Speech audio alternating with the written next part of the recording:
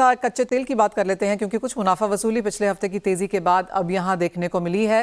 Thursday को कच्चे तेल में 3% की तेजी थी। उसके बाद ऑफ कोर्स लॉन्ग वीकेंड आ गया।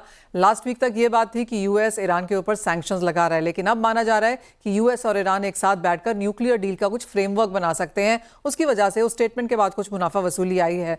नरेंद्र तनेजा जी हमारे साथ जुड़ चुके हैं। नरेंद्र जी नमस्कार। As of now everything seems US और ईरान के बीच में उसकी कॉन्वर्सेशंस क्या हैं, क्या स्टेटमेंट्स आ रही हैं, उसका रिएक्शन है, कैसे देखते हैं आप वो बातचीत और ये प्राइस रिएक्शन?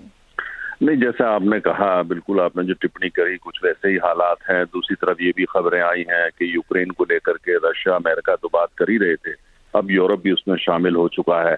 तो लगता है कि उस दिशा में भी थोड़ा सा जो है माहौल ठीक हो रहा है, ऐसा लगता है। वो तेल बाजार उस पर रिएक्ट कर रहा है।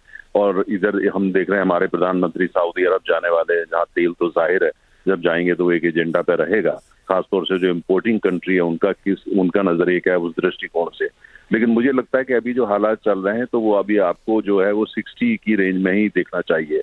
और अगर कोई और कोई नया ट्रिगर आया था तो अभी कहना मुश्किल है, चाहे वो टैरिफ वॉर का ट्रिगर हो या जियोपॉलिटिकल, कहना मुश्किल है। लेकिन अभी जो मूवमेंट आप देख रहे हैं, मुझे लगता है इसी के आसपास जो है वो 65, 67, 68, 70 भी जाएगा, है ना। इसके आसपास ही रहना चाहिए। लेकिन बाकी अभी वेट करना पड़ेगा कि ईरान को लेकर के भी, यूक्रेन को लेकर के भी, और कुल मिलाकर के टैरिफ वॉर को लेकर के कि स्टेटस आने वाले दिनों में क्या रहता है। अभी थोड़ी सी रोशनी दिख रही है, लेकिन अभी कुछ भी पक्के तरीके से कहना मुश्किल है। जब तक वो क्लियर नहीं होता है तेल की प्राइसेस का एक्चुअल मूवमेंट क्या होगा, उसके बारे में कहना मुश्किल लगता है। लेकिन फिलहाल आज की तारीख में हम देख रहे हैं, ईस्टर मंडे है, यूरोप के बहुत देश बंद हैं, तो लेकिन कुल मिला आज की तारीख में जब हमको देख रहे हैं तो लगता है कि थोड़ा सा पॉजिटिविटी दिख रही है। लेकिन अभी थोड़ा और इंतजार करना पड़ेगा। नरेंद्र जी, आप कहेंगे ज्यादातर कमोडिटीज अब मैक्रो होती जा रही हैं, इंडिविजुअल फंडामेंटल्स अब in any case because of tariff थोड़े से on the weaker side, sentiment weak लगता था, लेकिन मैक्रो ज्यादा रूल कर रहा है? बिल्कुल आपने सही कहा। इस समय जो है चारों तरफ अब उठा करके देख रहे हैं तो मैक्रो ज्यादा रूल कर रहा है, क्योंकि जो अमेरिका जो वर्ल्ड की सबसे बड़ी इकोनॉमी है और वर्ल्ड इकोनॉमी के साथ साथ सबसे बड़ी ताकत भी है, और जो पूरा ग्लोबल ऑर्डर है, चाहे वो फाइनेंशियल ऑर्डर हो, चाहे वो ट्रेड ऑर्डर हो, उसको सबसे ज्यादा दबदबा जो अमेरिका का रहता है। तो वो वहाँ क्या होता है, वहाँ क्या प्रतिक्रिया होती है, हर कमोडिटी के ऊपर उनकी क्या दखल अंदाजी है, किस तरह की मिनरल डील वो कल यूक्रेन को साइन करते हैं, सुना इस हफ्ते में होने वाला है। तो ये सब चीजों को लेकर बिल्कुल आपने सही कहा। फिलहाल जो सारा कुछ मैक्रो है, और उसमें मैक्रो के अंदर भी जो पॉलिटिकल एक तरीके से जो इंटरवेंशन आप उसको बोलें या पॉलिटिकल इन्फ्लुएंस बोलें या मैनूवरिंग बोलें, उसका दबदबा मैक्रो में भी बहुत ज्यादा है।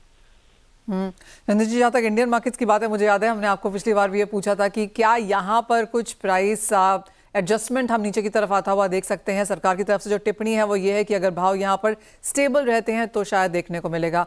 आपकी क्या सेंस है? मुझे अभी नजर नहीं आता कि अभी जिस तरह के हालात चल रहे हैं, कभी ऊपर कभी नीचे, अभी कोई ऐसी स्थिति नहीं है कि सरकार कंपनियों पे जोर डाले या ये कंपनी पहल करके कीमतों को कम कर दें। जो भी जब वो होगा उसका तालमेल जो है टैक्स रैशनलाइजेशन से होगा, उसके लिए फिलहाल सरकार तैयार नहीं। और आपके साथ एक भी बात, एक मैं कैंडिडेटली आपको कहूँ, कोई बहुत बड़ा इलेक्शन तो फिलहाल अभी आने वाला नहीं है 2-4 हफ्ते में, तो इसलिए जो है वो बहुत बड़ा फैक्टर होता है। कोई पॉलिटिकल मजबूरी नहीं, कुल मिलाकर के जो है वो ऐसा भी कुछ नहीं हुआ है तेल इतना नीचे चला गया कि सरकार को उस पर कदम उठाना ही पड़ जाए। तो मुझे लगता है कि अभी उपभोक्ता, जिसको उपभोक्ता की आदत भी पड़ चुकी है, सरकार को भी आदत पड़ चुकी है और कंपनियों को भी, फिलहाल ऐसे ही रहने वाला है। ऑलराइट नरेंद्र जी, एज ऑलवेज बहुत शुक्रिया साथ जुड़ने के लिए, इंटरनेशनल और इंडियन क्यूज पर यहाँ पर चर्चा भी करने के लिए। कुणाल, एक चांदी पर सेंस लेना चाहेंगे क्योंकि हल्की सी बढ़त सोने के पीछे पीछे यहाँ देखने को मिली है। कॉपर में करीबन 2% की तेजी के साथ एशियन मार्केट्स में कारोबार खुला था। इन दोनों ही कमोडिटीज पर क्या सेंस है? देखिए, ओवरऑल जो ब्रॉडर नैरेटिव है वो डॉलर कमजोर होता जा रहा है। 99 भी ब्रेक कर देगा और 98 की रेंज के टूवर्ड्स जा रहा है, तो कमोडिटी में मंदी करने का कोई सेंस नहीं है। बाई एट डिप्स सिल्वर है, सिल्वर में भी आप बाइंग कंटिन्यू रख सकते हैं। गोल्ड को कैचअप कर रही है, दैट इज वन थिंग। दूसरा, इवन डॉलर इंडेक्स में जो फॉल आ रहा है उसके कारण इंटरनेशनली जो मनी मैनेजर्स है वो सब कमोडिटी बाय करते हुए नजर आ रहे हैं, because that is the only hedge. So, if you want to protect your portfolio against the collapse of the US dollar, the best way to do it is be in commodities. और वही narrative commodity market में हम play होता हुआ देख रहे हैं. So be in commodities in such times. Gold बहुत ज्यादा भाग गया है, बहुत तेजी से ऊपर आ गया है 86 से 96 in a matter of 15 days. So that's the reason I'm not recommending gold at these levels. But rest of the commodities look broadly okay, और आप लॉन्ग पोजीशन सिल्वर में भी इनिशिएट कर सकते हैं 99,000 के टारगेट के लिए शॉर्ट टर्म में। ओवरऑल कमोडिटी में ध्यान तेजी का ही है। कॉपर में क्या लगता है आपको? कॉपर में चाइना में कॉन्सेंट्रेट का आउटपुट बढ़ गया है, और उसके कारण जो कॉपर के जो TC/RC चार्जेस है वो भी लगातार नीचे आ रहे हैं। सो copper physical market is indicating the supply में थोड़ा ग्लट बिल्ड होता हुआ नजर आ रहा है।